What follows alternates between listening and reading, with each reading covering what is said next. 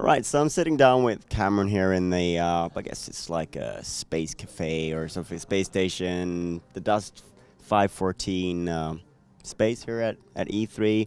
Really nice and quiet and cool, but there's a war going on right now, and you've sort of gradually opened up the beta to more players, and can you just tell us like what the current state of the beta is and what's going on right now? Sure. So Dust 514, as you know, it's a massively multiplayer first-person shooter game on PlayStation 3, completely free play, and we have been actually in closed beta since December with bringing in new builds and players, and actually have almost most of the EVE subscriber base is allowed to come in the game at this point. So if you're a paying EVE subscriber, you can actually join the beta, but we are starting to open up later this month.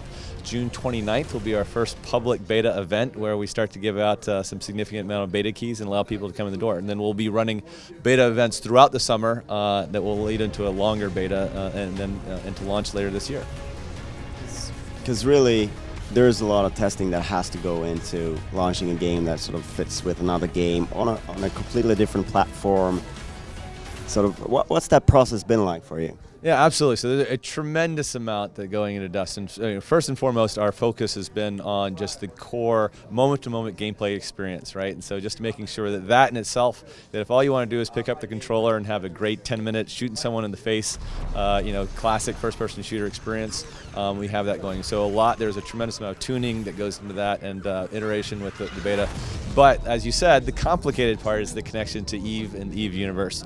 And so that also requires a significant amount of not only architectural testing and design, but a fair amount of just making sure that these worlds can interact both from a technical standpoint, but also from a gameplay standpoint in terms of how the interaction goes in terms of things like orbital bombardment and orbital artillery, which is the real-time gameplay, and then also the economies. And that's where it really gets tricky, is because these are intricately linked economies where the gameplay and the currency in Dust is the same currency that exists in EVE. And so these things all create a web of complexity on the back end that we really have to make sure is functioning and tuned and honed before we can go completely live.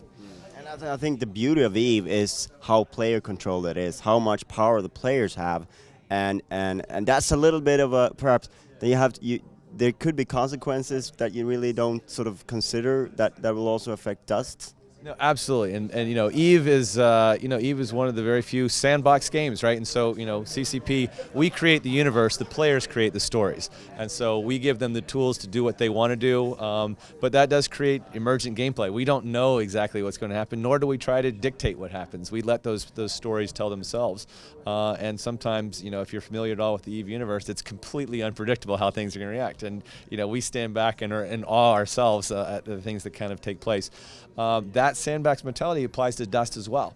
Dust is a sandbox shooter in the sense that we provide the gameplay, but the larger interaction with the universe and the territorial controls and how the interactions between our corporations and Dust and Corporation EVE, that's not scripted, right? And so how that plays out, we have a good idea at a macro level, but the individual stories and the things that will emerge from that, is the only way you can tell is just by watching and putting it into beta and seeing how people evolve. And even then, just like EVE, the players will always surprise you, and so we expect fully to see that. We just have to make sure that the world of Dust is robust enough to support those things, and we feel that it will be.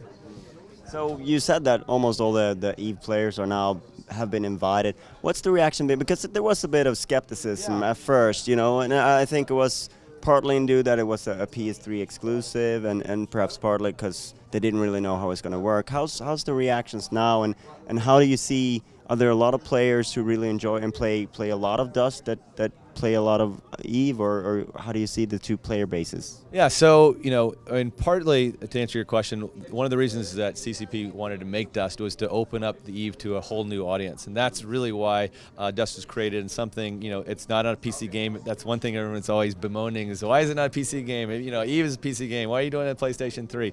But really, the focus was to try to bring in a new audience and have a different set of people engaging in the Eve universe and kind of participating in this wonderful sandbox universe. But because it's a different set of users, there has been, the Eve players are obviously concerned about their universe, right? They've been playing in it for 9 years. I mean, Eve Universe is the only MMO, Eve Online, that has grown every year for 9 years. Hundreds of thousands of people play it, but this is their universe, right? And we, at CCP, we've created the infrastructure, but the world is theirs. And so there has been a tremendous amount of concern. How is the interaction going to work? Is this going to, nerf my world? Is this going to just be, a headache more than anything else?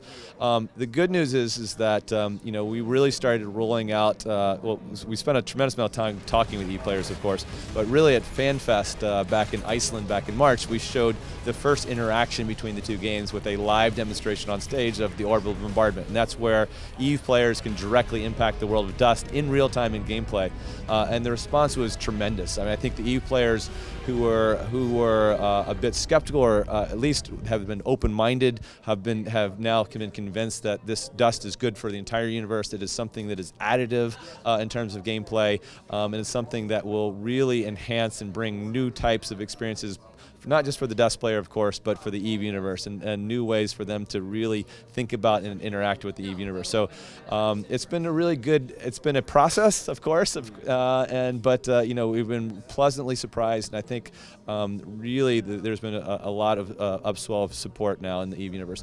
In terms of people playing, we have really just started opening the doors in the last few weeks. The feedback's been very, very positive from the Eve players, because they can see their universe in a whole different way, so that's all been good. But as we continue to roll out the beta, we look to get more and more feedback. So one of the most fascinating things that I think is going to come out of this, and maybe you're already seeing that, is like corporations trying to recruit really skilled shooters for their sides, and perhaps outbidding them, because that's built into the experience, right?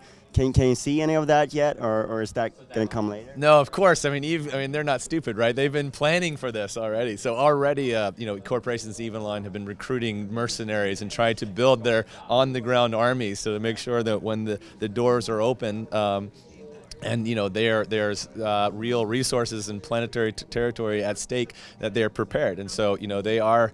It's funny because they are actively marketing the game for us in some regards, but looking for the good first-person shooter players out there that they know they can bring to their corporations. And a corporation, as you know, can span both games. And so you can have a corporation in Dust, the same corporation in Eve. And so a full-fledged corporation will want to have both the Starship side of things as well as a top-notch on the ground mercenary team. So that's already been happening before we even expected it to start. So it's amazing. Eve players can, they never cease to amaze us and surprise us with their devotion to the universe. So you said that you're going to open it up to a little bit bigger events soon. What's the roadmap ahead, and when can we expect to see it go fully live? Sure. So we haven't made all those dates public, but just as an overview, we have our first beta event on June 29th, and so that's a public beta event where it'll be a weekend and people can get beta codes and come in and play. It will be limited scale, so there's not an unlimited number. So we will be slowly ramping up, and then during the summer we'll have a sequence of beta events similar. Each one will be bigger than last to get more and more people. We are definitely launching this year, and so that will be later beyond the beta, of course, but it will be this year. I'm very excited to see just what's going to happen.